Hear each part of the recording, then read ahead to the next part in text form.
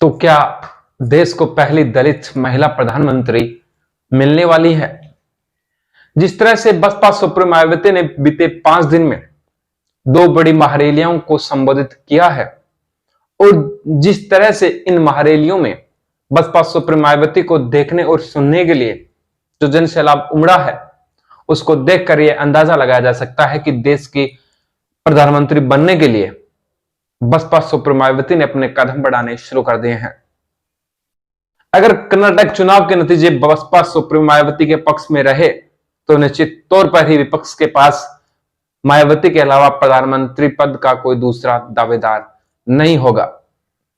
क्योंकि जिस तरह से कर्नाटक में बसपा सुप्रीमो मायावती के महारैली में जन सैलाब उमड़ा, वो भी बसपा सुप्रीमो मायावती के थोड़ा लेट होने के बाद भी लोग उनको देखने के लिए जिस तरह से आतुर थे, उससे यह अंदाजा लगाया जा सकता है कि निश्चित तौर पर ही बहुजन समाज पार्टी की सुप्रीमो मायावती के लिए लोगों के दिल में कितना क्रेज है।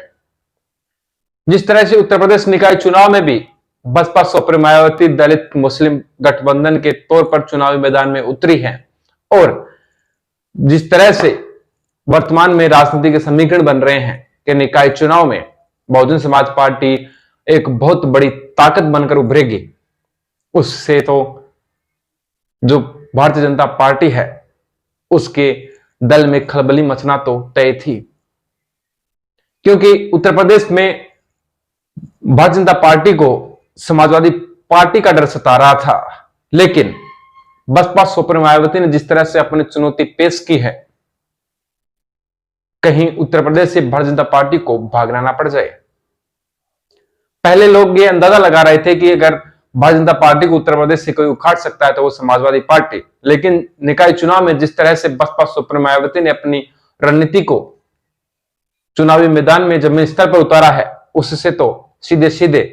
बहुजन समाज पार्टी ही बीजेपी के खिलाफ खड़ी दिखाई दे रही है। समाजवादी पार्टी तो कहीं चुनाव में नजर से नहीं आ रही, कांग्रेस का तो कहना ही क्या।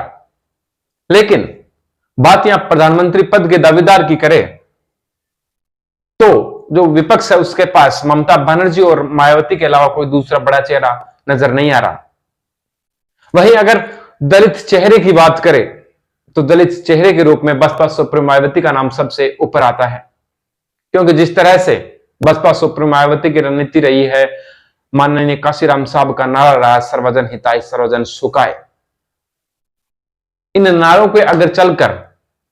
मायावती सत्ता प्राप्ति करना चाहे तो कहीं गलत नहीं है। और अगर विपक्ष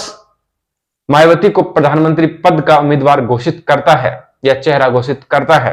तो निश्चित तौर पर ही जो भारत का बहुजन समाज है वह एक अपनी अलग पहचान बनाने के लिए तैयार है। भारत के बहुजन समाज के दिमाग में पिछले कई दिनों से यह बातें चल रही है कि क्या देश को पहले दलित महिला मुख्यमंत्री